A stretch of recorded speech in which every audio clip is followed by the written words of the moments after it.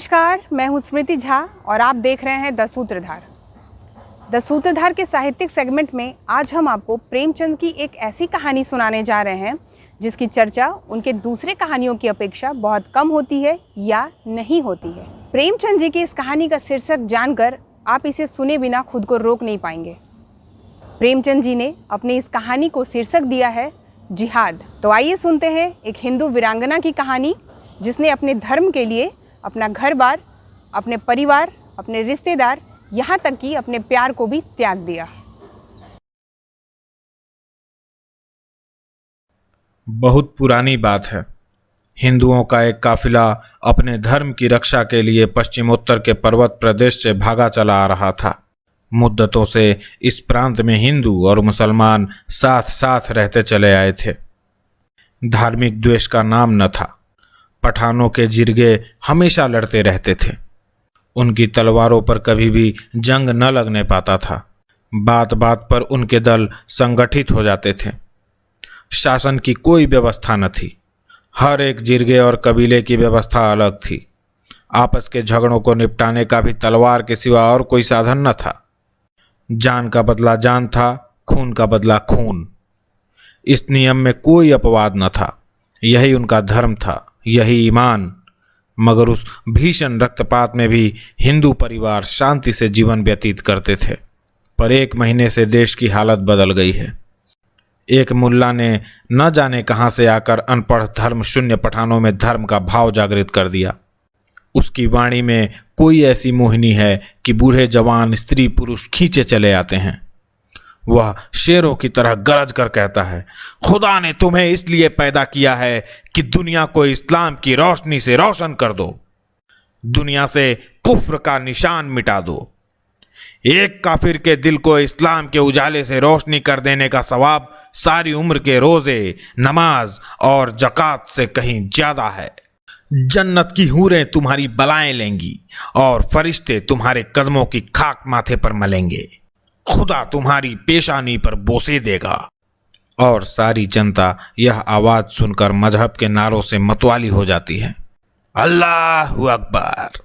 उसी धार्मिक उत्तेजना ने कुफ्र और इस्लाम का भेद उत्पन्न कर दिया है।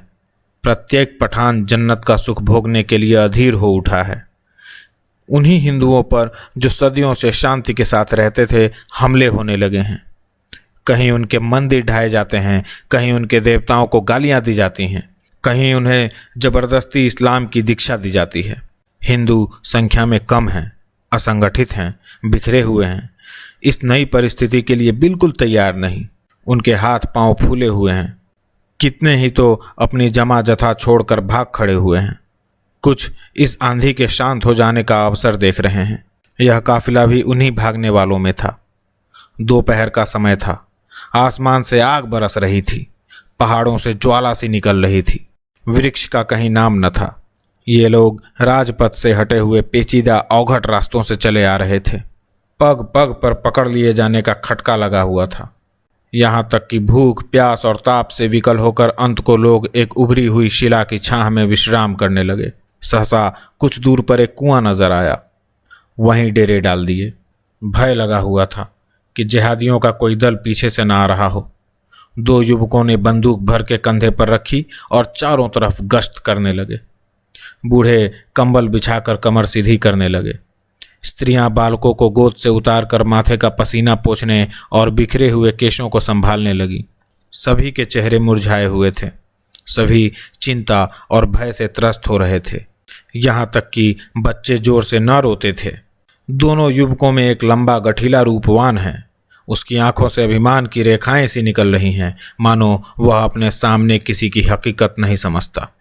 मानो उसकी एक एक गत पर आकाश के देवता जय घोष कर रहे हैं। दूसरा कद का दुबला पतला रूपहीन सा आदमी है जिसके चेहरे से दीनता झलक रही है। मानो उसके लिए संसार में कोई आशा नहीं। मानो वह दीपक की भांति रो रो कर जीवन व्यतीत करने के लिए ही बनाया गया है। उसका नाम धर्मदास है, इसका खजाचंद। धर्मदास ने बंदूक को जमीन पर टिकाकर एक चट्टान पर बैठते हुए कहा, तुमने अपने लिए क्या सोचा? कोई लाख सवा लाख की संपत्ति रही होगी तुम्हारी। खजाचंद ने उदासीन भाव से उत्तर दिया, लाख सवा लाख की तो नहीं, हाँ 50-60 हजार तो नगद थे ही। तो अब क्या करोगे? जो कुछ सिर पर आएगा झेलूंगा। रावलपिंडी में 2-4 संबंधी हैं, शायद कुछ मदद करें। तुमने क्या सोचा है? मुझे क्या गम, अपने दोनों हाथ अपने साथ हैं। वहाँ इन्हीं का सहारा था, आगे भी इन्हीं का सहारा है। आज और कुशल से बीत जाए तो फिर कोई भय नहीं। मैं तो मना रहा हूँ कि एक आध शिकार मिल जाए, 1 दर्जन भी आ जाएं तो भून कर रख दूंगा। इतने में चट्टानों के नीचे से एक युवती हाथ में लोटा डोर लिए निकली और सामने कुएं की ओर चली। प्रभात की सुनहरी मधुर अरुणिमा मूर्तिमान हो गई थी। दोनों युवक उसकी ओर बढ़े, लेकिन खजाचंद 2-4 कदम चलकर रुक गया। धर्मदास ने युवती के हाथ से लोटा डोर ले लिया और खजाचंद की ओर सगर्व नेत्रों से ताकता हुआ कुएं की ओर चला। खजाचंद ने फिर बंदूक संभाली और अपनी झेप मिटाने के लिए आकाश की ओर ताकने लगा। इसी तरह कितनी ही बार धर्मदास के हाथों पराजित हो चुका था। शायद उसे इसका अभ्यास हो गया था। अब इसमें लेश मात्र भी संदेह न था कि श्यामा का प्रेम पात्र धर्मदास है। खजाचंद की सारी संपत्ति धर्मदास के रूप वैभव के आगे तुच्छ थी। परोक्ष ही नहीं, प्रत्यक्ष रूप से भी श्यामा कई बार खजाचंद को हताश कर चुकी थी, पर वह अभागा निराश होकर भी न जाने क्यों उस पर प्राण देता था। तीनों एक ही बस्ती के रहने वाले थे। श्यामा के माता पिता पहले ही मर चुके थे। उसकी बुआ ने उसका पालन पोषण किया था। अब भी वह बुआ के साथ रहती थी। उसकी अभिलाषा थी कि खंजाचंद उसका दामाद हो। श्यामा सुख से रहे और उसे भी जीवन के अंतिम दिनों के लिए कुछ सहारा हो जाए। लेकिन श्यामा धर्मदास पर रिझी हुई थी। उसे क्या खबर थी कि जिस व्यक्ति को वह पैरों से ठुकरा रही है वही उसका एकमात्र अवलंब है। खंजाचंद ही वृद्धा का मुनीम, खंजाची, कारिंदा सब कुछ था। और यह जानते हुए भी कि श्यामा उसे जीवन में नहीं मिल सकती, उनके धन का यह उपयोग न होता तो वह शायद अब तक उसे लुटाकर फकीर हो जाता। धर्मदास पानी लेकर लौट ही रहा था कि उसे पश्चिम की ओर से कई आदमी घोड़ों पर सवार आते दिखाई दिए। जरा और समीप आने पर मालूम हुआ कि कुल 5 आदमी हैं। उनकी बंदूक की नालियां धूप में साफ चमक रही थी। धर्मदास पानी लिए हुए दौड़ा कि कहीं रास्ते में ही सवार उसे न पकड़ लें, लेकिन कंधे पर बंदूक और एक हाथ में लोटा डोर लिए वह बहुत तेज न दौड़ सकता था। फासला 200 गज से कम न था। रास्तों में पत्थरों के ढेर टूटे फूटे पड़े हुए थे। भय होता था कि कहीं ठोकर न लग जाए, कहीं पैर न फिसल जाए। इधर सवार प्रतिक्षण समीप होते जाते थे। अरबी घोड़ों से उसका मुकाबला ही क्या, उस पर मंजिलों का धावा हुआ। मुश्किल से 50 कदम गया होगा कि सवार उसके सिर पर आ पहुंचे और तुरंत उसे घेर लिया। धर्मदास बड़ा साहसी था, पर मृत्यु को सामने खड़ी देखकर उसकी आंखों में अंधेरा छा गया। उसके हाथ से बंदूक छूटकर गिर पड़ी। 5 उसी के गांव के महसूदी पठान थे। एक पठान ने कहा, उड़ा दो सिर मरदूत का, दगाबाज काफिर।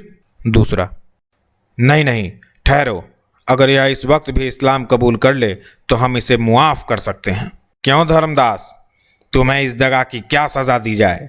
हमने तुम्हें रात भर का वक्त फैसला करने के लिए दिया था, मगर तुम इसी वक्त जहन्नुम पहुंचा दिए जाओ। लेकिन हम तुम्हें फिर मौका देते हैं, यह आखिरी मौका है।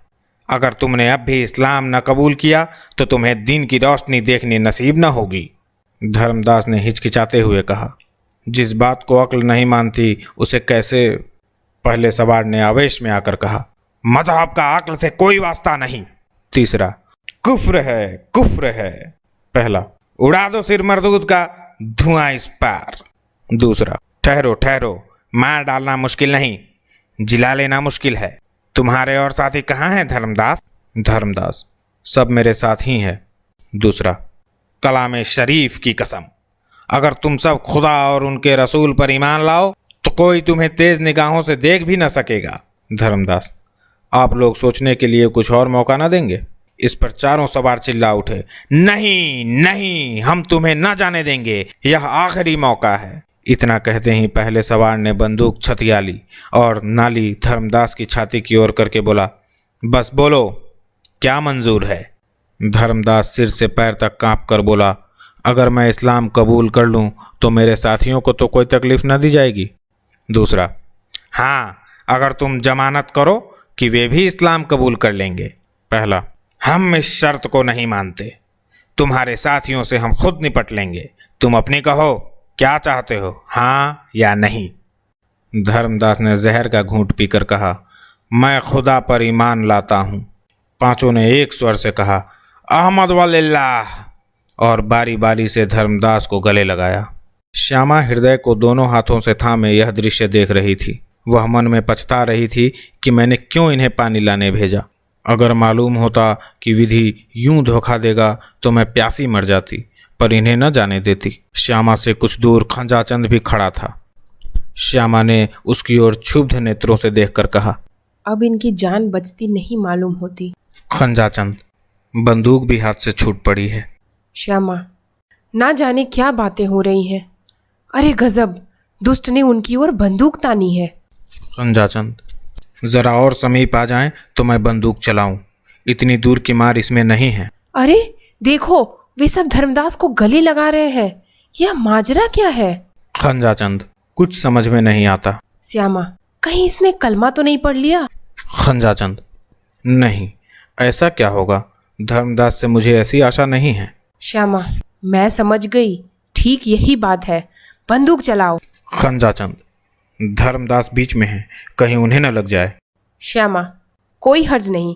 मैं चाहती हूँ पहला निशाना धर्मदास ही पर पड़े। कायर, निर्लज्ज, प्राणों के लिए धर्म त्याग किया। ऐसी बेहयाई की जिंदगी से मर जाना कहीं अच्छा है। क्या सोचते हो? क्या तुम्हारे हाथ पांव फूल गए? लाओ, बंदूक मुझे दे दो। मैं इस कायर को अपने हाथों से मारूंगी। खंजाचंद, मुझे तो विश्वास नहीं होता कि धर्मदास। श्यामा, तुम्हें कभी विश्वास ना आएगा। लाओ, बंदूक मुझे दो। खड़े ताकते हो? क्या जब वे सिर पर आ जाएंगे तब बंदूक चलाओगे? क्या तुम्हें भी यह मंजूर है कि मुसलमान होकर जान बचाओ? अच्छी बात है, जाओ। श्यामा अपनी रक्षा आप कर सकती है, मगर उसे अब मुंह ना दिखाना। खंजाचंद ने बंदूक चलाई। एक सवार की पगड़ी को उड़ाती हुई निकल गई। जिहादियों ने अल्लाह अकबर की हाँक लगाई। दूसरी गोली चली और घोड़े की छाती पर बैठी। घोड़ा वहीं गिर पड़ा। जिहादियों ने फिर अल्लाह अकबर की सदा लगाई और आगे बढ़े। तीसरी गोली आई। एक पठान लौट गया, पर इसके पहले कि चौथी गोली छूटे, पठान खंजाचंद के सिर पर पहुंच गए और बंदूक उसके हाथ से छीन ली। एक सवार ने खंजाचंद की ओर बंदूक तान कर कहा, उड़ा दो सिर मरदूत का, इससे खून का बदला लेना है।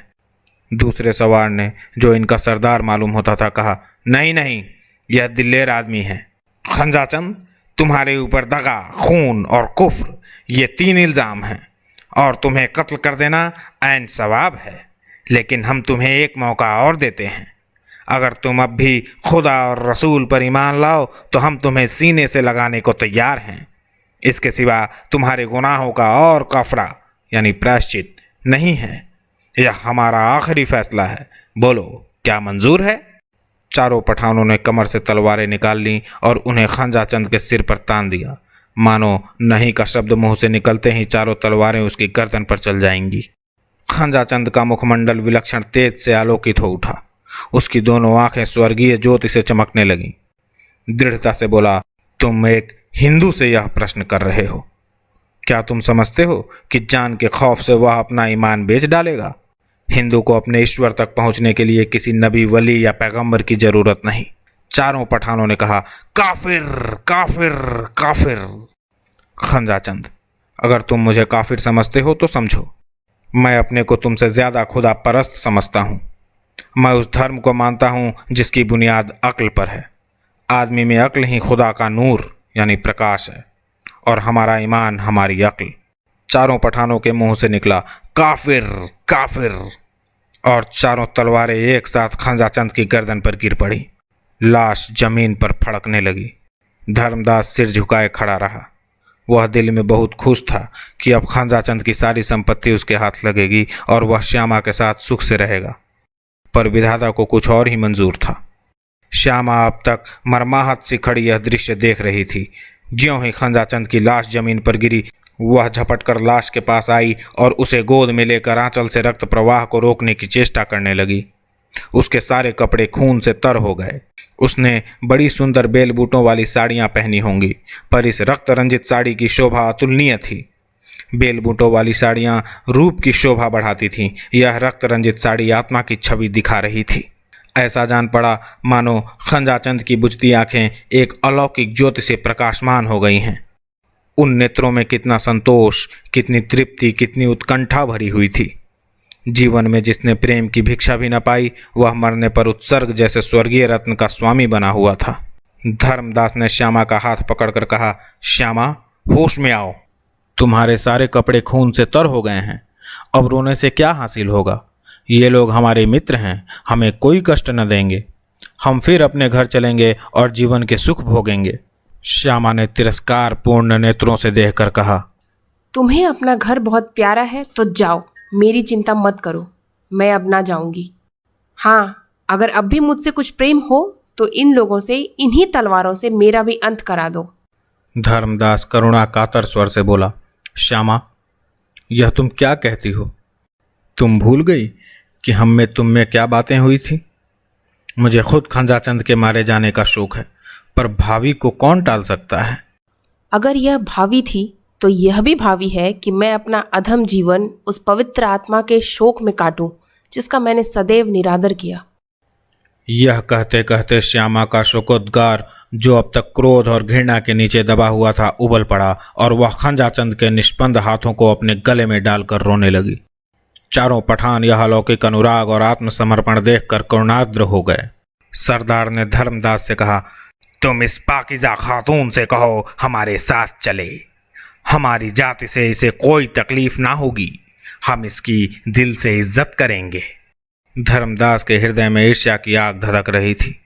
वह रमणी, जिसे वह अपनी समझे बैठा था, इस वक्त उसका मुंह भी नहीं देखना चाहती थी। बोला, श्यामा, तुम चाहो तो इस लाश पर आंसुओं की नदी बहा दो, पर यह जिंदा न होगी। यहाँ से चलने की तैयारी करो। मैं साथ के और लोगों को भी जाकर समझाता हूँ। खान लोग हमारी रक्षा करने का जिम्मा ले रहे हैं। हमारी जायदाद, जमीन, दौलत सब हमको मिल जाएगी। खंजाचंद की दौलत के भी हम ही मालिक होंगे। अब देर न करो, रोने धोने से अब कुछ हासिल नहीं होगा। श्यामा ने धर्मदास को आग्नेय नेत्रों से देखकर कहा, और इस वापसी की कीमत क्या देनी होगी? वही जो तुमने दी है। धर्मदास यह व्यंग्य न समझ सका। बोला, मैंने तो कोई कीमत नहीं दी, मेरे पास था ही क्या? श्यामा, ऐसा ना कहो। तुम्हारे पास वह खजाना था जो तुम्हें आज कई लाख वर्ष हुए ऋषियों ने प्रदान किया था, जिसकी रक्षा रघु और मनु, राम और कृष्ण, बुद्ध और शंकर, शिवाजी और गोविंद सिंह ने की थी। वह उस अमूल्य भंडारे को आज तुमने तुच्छ प्राणों के लिए खो दिया। इन पांवों पर लौटना तुम्हें मुबारक हो। तुम शौक से जाओ। जिन तलवारों ने वीर खंजाचंद के जीवन का अंत किया, उन्होंने मेरे प्रेम का भी फैसला कर दिया। जीवन में इस वीरात्मा का मैंने जो निरादर और अपमान किया, उसके साथ जो उदासीनता दिखाई, उसका अब मरने के बाद प्रायश्चित करूंगी। यह धर्म पर मरने वाला वीर था, धर्म को बेचने वाला कायर नहीं। अगर तुम में अब भी कुछ शर्म और हया है तो इसका क्रियाकर्म करने में मेरी मदद करो, और यदि तुम्हारे स्वामियों को यह भी पसंद ना हो तो रहने दो, मैं सब कुछ कर लूंगी। पठानों के हृदय दर्द से तड़प उठे। धर्मांधता का प्रकोप शांत हो गया। देखते ही देखते वहां लकड़ियों का ढेर लग गया। धर्मदास ग्लानि से सिर झुकाए बैठा था और चारों पठान लकड़ियां काट रहे थे। चिता तैयार हुई और जिन निर्दय हाथों ने खंजाचंद की जान ली थी, उन्हीं ने उसके शव को चिता पर रखा। ज्वाला प्रचंड हुई। अग्निदेव अग्निमुख से उस धर्मवीर का यश गा रहे थे। पठानों ने खंजाचंद की सारी जंगम संपत्ति लाकर श्यामा को दे दी। श्यामा ने वहीं एक छोटा सा मकान बनवाया और वीर खंजाचंद की उपासना में जीवन के दिन काटने लगी। उसकी वृद्धा बुआ तो उसके साथ रह गई और सब लोग पठानों के साथ लौट गए, क्योंकि अब मुसलमान होने की शर्त न थी। खंजाचंद के बलिदान ने धर्म के भूत को परास्त कर दिया, मगर धर्मदास को पठानों ने इस्लाम की दीक्षा लेने पर मजबूर किया। एक दिन नियत किया गया। मस्जिद में मुल्लाओं का मेला लगा और लोग धर्मदास को उसके घर से बुलाने आए तो उसका वहाँ पता न था। चारों तरफ तलाश हुई, कहीं निशान न मिला। साल भर गुजर गया। संध्या का समय था। श्यामा अपने झोपड़े के सामने बैठी भविष्य की मधुर कल्पनाओं में मग्न थी। अतीत उसके लिए दुख से भरा हुआ था, वर्तमान केवल एक निराशामय स्वप्न था। सारी अभिलाषाएं भविष्य पर अवलंबित थीं, और भविष्य भी वह जिसका इस जीवन से कोई संबंध न था। आकाश पर लालिमा छाई हुई थी। सामने की पर्वतमाला स्वर्णमयी शांति के आवरण से ढकी हुई थी। वृक्षों की कांपती हुई पत्तियों से सरसराहट की आवाज़ निकल रही थी, मानो कोई वियोगी आत्मा पत्तियों पर बैठी हुई सिसकियां भर रही हो। उसी वक्त एक भिखारी फटे हुए कपड़े पहने झोपड़ी के सामने खड़ा हो गया। कुत्ता जोर से भूंक उठा। श्यामा ने चौंक कर देखा और चिल्ला उठी, धर्मदास। धर्मदास ने वहीं जमीन पर बैठते हुए कहा, हाँ श्यामा, मैं अभागा धर्मदास ही हूँ। साल भर से मारा मारा फिर रहा हूँ। मुझे खोज निकालने के लिए इनाम रख दिया गया है। सारा प्रांत मेरे पीछे पड़ा हुआ है। इस जीवन से अब ऊब उठा हूँ, पर मौत भी नहीं आती। धर्मदास एक क्षण के लिए चुप हो गया, फिर बोला, क्यों श्यामा, क्या अभी तुम्हारा हृदय मेरी तरफ से साफ नहीं हुआ? तुमने मेरा अपराध क्षमा नहीं किया? मैं तुम्हारा मतलब नहीं समझी। मैं अब भी हिंदू हूँ। मैंने इस्लाम नहीं कबूल किया है। जानती हूँ। यह जानकर भी तुम्हें मुझ पर दया नहीं आती? श्यामा ने कठोर नेत्रों से देखा और उत्तेजित होकर बोली, तुम्हें अपने मुंह से ऐसी बातें निकालते शर्म नहीं आती? मैं उस धर्मवीर की व्याहता हूँ जिसने हिंदू जाति का मुख उज्जवल किया है। तुम समझते हो कि वह मर गया? यह तुम्हारा भ्रम है। वह अमर है। मैं इस समय भी उसे स्वर्ग में बैठा देख रही हूँ। तुमने हिंदू जाति को कलंकित किया है। मेरे सामने से दूर हो जाओ। धर्मदास ने कुछ जवाब न दिया। चुपके से उठा, एक लंबी सांस ली और एक तरफ चल दिया। प्रातःकाल श्यामा पानी भरने जा रही थी, तब उसने रास्ते में एक लाश पड़ी हुई देखी। 2-4 गिद्ध उस पर मंडरा रहे थे। उसका हृदय धड़कने लगा। समीप जाकर देखा और पहचान गई, यह धर्मदास की लाश थी। भले ही इस कहानी के अंत में प्रेमचंद ने अपनी कल्पनाओं का विस्तार करते हुए जिहादियों के हृदय परिवर्तन की बात कही है, लेकिन सच्चाई क्या है यह आप बांग्लादेश, पाकिस्तान और अफगानिस्तान में देख ही रहे होंगे। अगर आपने इससे पहले प्रेमचंद की जिहाद कहानी पढ़ी है या फिर जानते थे आप इस बारे में, तो हमें कमेंट करके ज़रूर बताएं। आज के लिए इतना ही। कहानी अच्छी लगी हो आपको तो इसको लाइक कर दें, हमारा चैनल सब्सक्राइब कर लें, बेल आइकन एक्टिवेट कर लें, और हाँ, इस कहानी को ज़्यादा से ज़्यादा लोगों तक पहुँचाएँ। मिलेंगे एक और नई कहानी के साथ। तब तक अपना और अपने परिवार का ध्यान रखें। धन्यवाद।